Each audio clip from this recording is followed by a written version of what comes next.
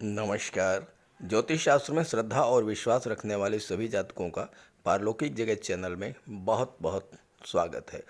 भाई बहन के प्रेम और स्नेह बंधन का पावन पर्व रक्षाबंधन श्रावण मास के शुक्ल पक्ष की पूर्णिमा की तिथि को मनाया जाता है। सबसे पहले आप सभी को रक्षाबंधन की बहुत बहुत शुभकामनाएं। वर्ष 2022 में पूर्णिमा की तिथि 11 अगस्त को प्रातः 10:38 से 12 अगस्त प्रातः 7:05 तक है। इसी को लेकर भ्रम की स्थिति बन रही है कि रक्षाबंधन का पर्व 11 अगस्त को मनाया जाए या 12 अगस्त को। इस वीडियो में इसी बात का विश्लेषण करेंगे कि रक्षाबंधन किस तिथि को मनाया जाना अधिक शुभ होगा।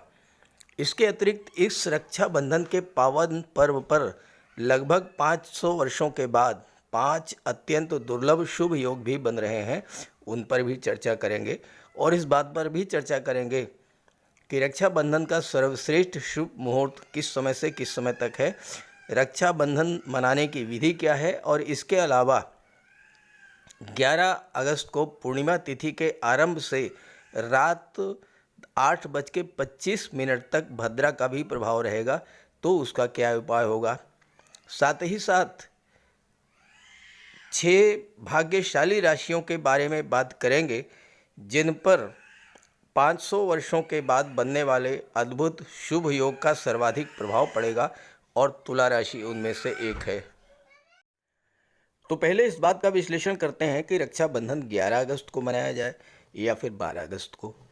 तो देखिए, श्रावण मास की शुक्ल पक्ष की पूर्णिमा की तिथि को रक्षाबंधन का पावन पर्व मनाया जाता है।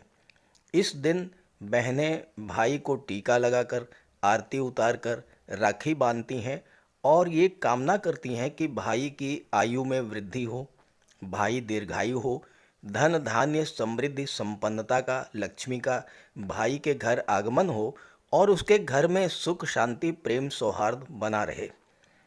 पूर्णिमा की तिथि जो है वो 11 अगस्त को प्रातः 10:30 से और 12 अगस्त प्रातः 7:05 तक है। जो पूर्णिमा की शुरुआत हो रही है वो प्रातः 10:30 से 11 अगस्त को और अगले दिन सुबह 7 बजे तक है। शास्त्रों में जो व्यवस्था दी गई है उसके अनुसार सभी व्रत त्यौहार उदया तिथि को मनाया जाता है।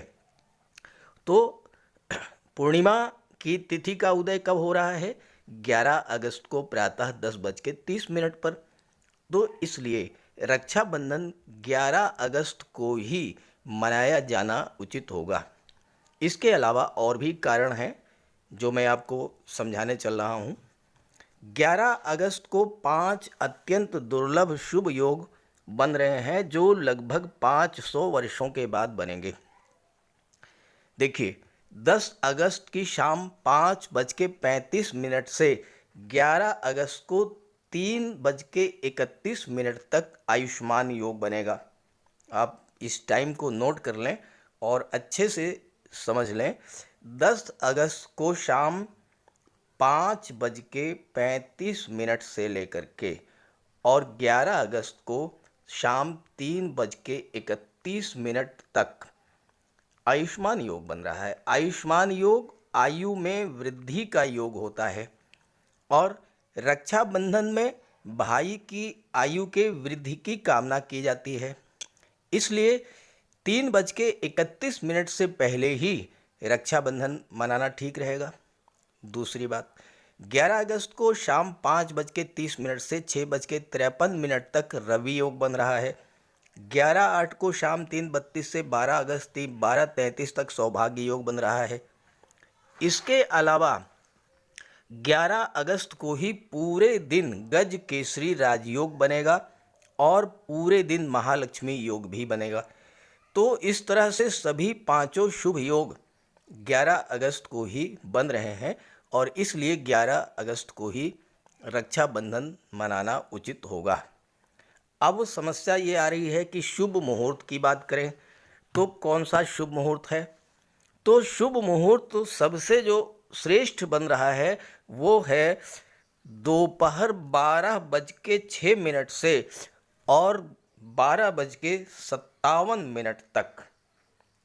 11 अगस्त को दोपहर 12:06 से और 12:57 तक ये सर्वश्रेष्ठ मुहूर्त है, क्योंकि 12:06 से 12:57 तक ये अत्यंत शुभ मुहूर्त है। अभिजीत मुहूर्त इसको कहा जाता है। 12:06 से 12:57 तक अभिजीत मुहूर्त रहेगा और अभिजीत मुहूर्त में जो भी कार्य किया जाता है वह कार्य सिद्ध होता है। तो इसलिए रक्षाबंधन का सर्वश्रेष्ठ मुहूर्त जो है वो 12:06 से 12:57 तक 11 अगस्त को होगा।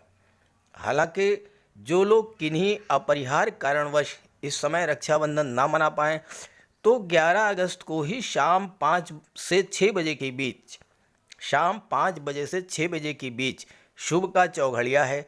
दोपहर 2:08 से और 3:45 को छोड़ करके अन्य किसी भी समय में आप रक्षाबंधन मना सकते हैं। देखिए, दोपहर 2:08 से, इस समय को भी आप नोट कर लें, बहुत महत्वपूर्ण है। 2:08 से और 3:45 तक राहु काल रहेगा। राहु काल में कोई भी शुभ कार्य नहीं किया जाता है। तो राहु काल को छोड़ करके आप 11 अगस्त को प्रातः 10:30 से लेकर और 12 अगस्त प्रातः 7:05 के बीच अन्य किसी भी समय आप रक्षाबंधन का पर्व मना सकते हैं। वैसे जो सर्वश्रेष्ठ समय है वो 12:06 से लेकर के और 12:57 तक रहेगा। देखिए, भूल करके भी 2:08 से और 3:45 के बीच में रक्षाबंधन मत मनाइएगा। अब दूसरी बात हम बात कर लेते हैं कि भद्रा काल के बारे में। तो देखिए, जैसे ही पूर्णिमा की तिथि का आरंभ होगा उसके बाद से ही भद्रा काल शुरू हो जाएगा और रात्रि 8:25 तक भद्रा का प्रभाव रहेगा। जहाँ तक भद्रा के प्रभाव की बात है, शास्त्रों के अनुसार जब चंद्रमा का गोचर कन्या, तुला, धनु और मकर राशि में होता है तो भद्रा पाताल में निवास करती है। ये बहुत महत्वपूर्ण बात है, इसको आप बहुत ध्यान से समझ लीजिएगा कि चंद्रमा का गोचर कन्या राशि में या तुला राशि में या धनु राशि में या मकर राशि में जब होता है तो भद्रा का निवास पाताल लोक में होता है। तो 11 अगस्त को चंद्रमा का गोचर मकर राशि में है तो भद्रा पाताल लोक में गोचर रहेगी, इसलिए कोई विशेष प्रभाव नहीं पड़ेगा, एक बात। दूसरी बात, चंद्रमा और शुक्र का गज केसरी राजयोग भी बनेगा, इसलिए 11 अगस्त को ही सर्वश्रेष्ठ मुहूर्त बन रहा है। गज केसरी राजयोग पर एक वीडियो मैंने ऑलरेडी अपलोड कर रखा है, आप उसे देख लेंगे तो उससे आपको और सुविधा होगी। फिर भी उपाय के तौर पर भद्रा दोष से बचने के लिए दोपहर के बाद किसी शुभ कार्य को आरंभ करें, यानी 12 बजे के बाद। और शुभ मुहूर्त 11 अगस्त को 12:06 से और 12:57 के बीच में सर्वश्रेष्ठ मुहूर्त बन रहा है, तो कोई दिक्कत नहीं आएगी। दोपहर के बाद किसी शुभ कार्य को आरंभ करें और अपने इष्ट देव को नमन करके ही कार्यक्रम की शुरुआत करें। अब बात करेंगे विधि क्या होगी। तो देखिए, रक्षाबंधन के दिन स्टील की थाली में रोली, चंदन, अक्षत, मिठाई, घी का दीपक और एक पानी वाला नारियल, जिसके चारों तरफ रोली और मौली बांध करके और उसमें कुछ दक्षिणा बांध दें। इसके बाद पूजा की थाली में दीपक जलाकर भगवान की आरती करें। फिर अपने मंदिर के देवता को राखी अर्पित करें। इसके बाद भाई को पूरब या उत्तर की दिशा में मुंह करके बैठा दें। भाई के सिर पर रुमाल रखें। उसके बाद भाई को रोली, चंदन, अक्षत का तिलक लगाएं और फिर भाई की दाहिनी कलाई पर राखी बांधें। आरती उतार करके मिठाई खिलाएं और भगवान से उनकी लंबी आयु की प्रार्थना करें।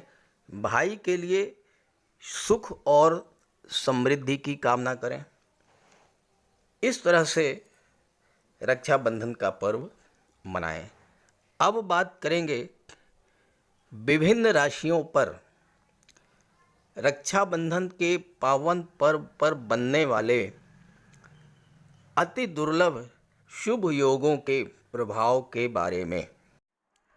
तुला राशि के लग्न के स्वामी शुक्र हैं, जो कि कुंडली के दशम भाव में गोचर कर रहे हैं, जहां से आपके जॉब, कैरियर और प्रोफेशन का विचार किया जाता है। और शुक्र पर शनि की दृष्टि पड़ रही है और चंद्रमा की भी दृष्टि पड़ रही है। तो शनि और चंद्रमा की दृष्टि पड़ने से शुक्र के प्रभाव में बहुत अधिक वृद्धि होगी। शुक्र आपके लग्न के स्वामी हैं, तो आपका व्यक्तित्व अत्यंत आकर्षक होगा, वाणी अत्यंत मधुर होगी, व्यवहार मिलनसार होगा। और चूंकि शुक्र अष्टम भाव के भी स्वामी हैं और अष्टम भाव के कारक शनि हैं, शनि शुक्र के मित्र हैं, तो ऐसे में आपकी आयु में वृद्धि होगी, रोगों से आपको मुक्ति मिलेगी और साथ साथ अचानक से आपको धन की प्राप्ति होगी।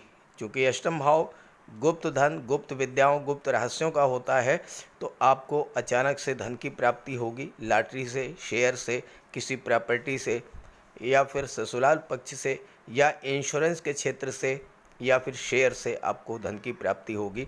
कोई प्रॉपर्टी का विवाद था वो सुलझेगा और आपको प्रॉपर्टी मिल जाएगी। वसीयत या विरासत से आपको धन की प्राप्ति हो सकती है। विरासत या वसीयत का कोई मुकदमा अगर विचाराधीन था, उसमें भी आपको लाभ होगा और धन की प्राप्ति होगी। चूँकि देवगुरु कुंडली के छठे भाव में विपरीत राजयोग बना रहे हैं और देवगुरु की दृष्टि विदेश भाव पर पड़ रही है, तो आपको विदेश जाने के भी योग बनेंगे। विदेश से धन प्राप्त होगा, उच्च शिक्षा के लिए विदेश जा सकते हैं और साथ ही साथ विदेशी व्यापार से भी आपको लाभ होगा। शुक्र दशम भाव में गोचर कर रहे हैं, जहां से आपके जॉब, कैरियर और प्रोफेशन का विचार किया जाता है। शुक्र कला और सौंदर्य के कारक हैं। कला के क्षेत्रों संगीत, नृत्य, नाटक, अभिनय, गायन, वादन, लेखन, मूर्तिकला, शिल्पकला, सोशल मीडिया, पत्रकारिता के क्षेत्र से आपको धन का लाभ होगा। बलवान शुक्र के प्रभाव से आप फिल्म जगत, टीवी सीरियल या अभिनय के क्षेत्र में लोकप्रियता और धन अर्जित करेंगे। आप अच्छे एक्टर हो सकते हैं, सिंगर हो सकते हैं, या फिर म्यूजिशियन हो सकते हैं, या फिल्म मेकर या टीवी सीरियल निर्माता भी बन सकते हैं। बलवान शुक्र के प्रभाव से आप सिनेमा जगत, टीवी सीरियल या पत्रकारिता के क्षेत्र में भी सफलता अर्जित कर सकते हैं। व्यापार के क्षेत्र में अगर आप शुक्र से संबंधित व्यापार व्यवसाय करते हैं, readymade garments, fashion designing, dress designing का कार्य करते हैं, महिलाओं के सौंदर्य प्रसाधन, परफ्यूम या ब्यूटी पार्लर का कार्य करते हैं, या आप फोटोशॉप, कंप्यूटर ग्राफिक्स, बच्चों के गेम्स, खिलौने, इन क्षेत्रों से जुड़े हुए हैं, या आप स्वर्णकार हैं, जौहरी हैं, ऑर्नामेंट्स, आभूषण बनाते हैं या उसका विक्रय करते हैं, इन सभी स्थितियों में शुक्र के प्रभाव से आपके व्यापार व्यवसाय में उन्नति होगी और प्रचुर मात्रा में धन का लाभ होगा। साथ ही साथ अगर आप सुख सुविधा को बढ़ाने वाले साधनों, कलात्मक फर्नीचर, एसी, एलईडी, फ्रिज, या फिर आप hotel, restaurant, shopping mall, fun park से जुड़े हुए हैं, तो शुक्र आपको इन क्षेत्रों में अपार सफलता दिलाएंगे। यहाँ पर शनि और चंद्रमा की युति बनेगी और शनि और चंद्रमा की युति बनने से आपके मन में थोड़ी सी अशांति रहेगी, मन में घबराहट और बेचैनी महसूस होगी, किसी काम में मन नहीं लगेगा। तो इसके लिए आप भगवान शिव की आराधना अवश्य करें, इससे भद्रा के प्रभाव में भी कमी आएगी। और चूँकि शुक्र शनि का दृष्टि संबंध बन रहा है, शुक्र और चंद्रमा का गज केसरी राजयोग बन रहा है, तो माता लक्ष्मी की उपासना करें, घर को साफ सफाई कर लें, स्वच्छ वस्त्र धारण करें और इस दिन अपनी क्षमता के अनुसार गरीबों को दान अवश्य करें। भोजन, वस्त्र, फल, मिष्ठान जो भी आप कर सकें, और साथ ही साथ कोई लाचार, मजलूम, दिव्यांग, निर्धन व्यक्ति आपसे कोई मदद मांगता है तो उसकी हेल्प आप ज़रूर करें। तो इस तरह से आपको रक्षाबंधन के पावन पर्व पर बहुत अच्छा लाभ होने जा रहा है, बहुत ही शुभ योग बन रहे हैं। इसका लाभ उठाइए और साथ ही साथ माता लक्ष्मी की उपासना कीजिए, भगवान भोले शंकर की उपासना कीजिए, तो आपको विशेष लाभ होगा। नमस्कार।